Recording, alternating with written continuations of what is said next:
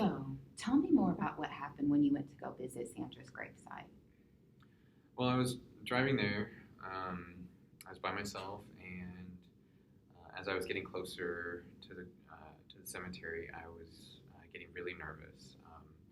I kept seeing images of her in my head and remembering what happened. And when I got the call about her dying, and I got too nervous. I was getting physically sick. I was was not feeling good, and I ended up turning around. I couldn't face going there. Okay. Okay. So, when you were experiencing all of that, what thoughts were going through your head? Well, mostly memories about Sandra, but a lot of thoughts about the night I got the phone call and feeling very overwhelmed and thinking, I can't imagine having to go through this again and losing someone else. And I feel like it's all overwhelming to me. Okay. So, it sounds like you going to go visit her overwhelmed you with anxiety and it triggered thoughts and worries about possibly losing someone else.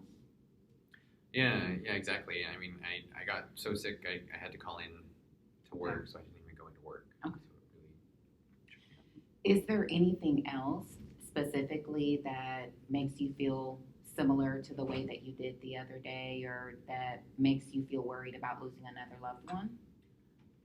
Well, anytime I get a phone call late at night, um, I get very anxious because that's when they called me about Sandra and let me know that she had killed herself, and so I get very nervous whenever I get a phone call in the evening. Anytime I see a cop pull someone over, it makes me very nervous. I almost want to sit there and see if anything happens, just because I'm scared for the person, and then I guess seeing her in the news really shakes me up too. It makes me very nervous, and I kind of have the same reaction. Um, and and I really want to work on this because they're going to have a ceremony for her birthday at the gravesite. They're going to release balloons in honor of her and in memory of her, and so I really want to go to that, and I don't want to have to turn around and not end up showing up, being there for her on her birthday. Okay. It sounds like you have quite a few things that trigger your anxiety. Late night phone calls, police officers, Sandy's birthday is coming up. Is there Mm-hmm. anything else that you want to tell me about? No, I think that's pretty much it. Okay. You're dealing with a lot of stress and the anxiety is starting to interfere with your day-to-day life. You've been working with me a lot since your friend's untimely death, and it's starting to grow into a bit of anxiety. And there's actually a way that we can deal with that. It's called CBT. It stands for Cognitive Behavioral Therapy. Okay. Basically, it's a short term, goal oriented form of therapy. And I just want to break it down for you a little bit so you can understand where we're going with this. So, cognitive is just your mental activity, anything that you think about. And behavioral is anything that you do. Well, I'm going to draw a model here and show you how our cognitions, the way that we think, can affect our behavior, and they also ultimately affect how we feel, and vice versa. Okay? So, this model here is called the CBT triangle, and up here are our thoughts. And down here are our behaviors, which are anything that we do, good or bad. And then right here are our feelings, emotions, Okay. things like that. Okay? So our thoughts affect our feelings affect our behaviors affect our thoughts, and so on and so forth. They just are interconnected. So you telling me about what happened when you went to the gravesite. You went to the gravesite, you started to feel sick, started to feel anxious and overwhelmed. You started to think, I lost my best friend. What if this happens to someone else? And so you started to feel overwhelmed, anxious, da da da. And then your behaviors were, I gotta stop. I can't go through with this. You said you didn't even go to work. You completely shut down. Yeah. Okay. So when you shut down and you didn't go to work, what did you think about that? I felt pretty well. I guess I felt pretty bad. I thought, I can't believe I can't do this. Okay. I can't believe that I one, I can't go to the gravesite Mm-hmm. and honor my friend, and I can't believe I'm calling into work. Okay. So that resulted in a thought, and then that resulted in a feeling. And see how it just kind of all goes together?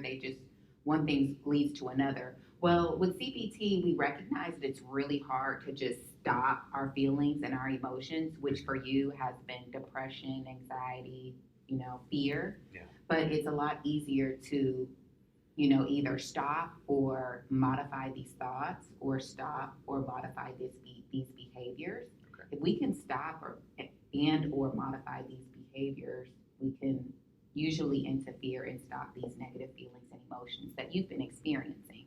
Okay. Does that make sense? Yeah. Definitely. Okay. So another tool that we use for CBT is called a SUDS rating. It stands for Subjective Units of Distress, and there are quite a few things that distress you. And we're actually going to use this as a tool to expose you to certain things little by little, okay, that will help you be able to ultimately do the things that you've never been able to do before. Okay? Okay. So, on a perfect day, tell me what a perfect day would be like, or what situation would you be in to where you would feel no anxiety? I guess if I was at home by myself and kind of in control of the fact of not having to interact with other people, I guess. Okay. So just being alone at home. Okay. Okay.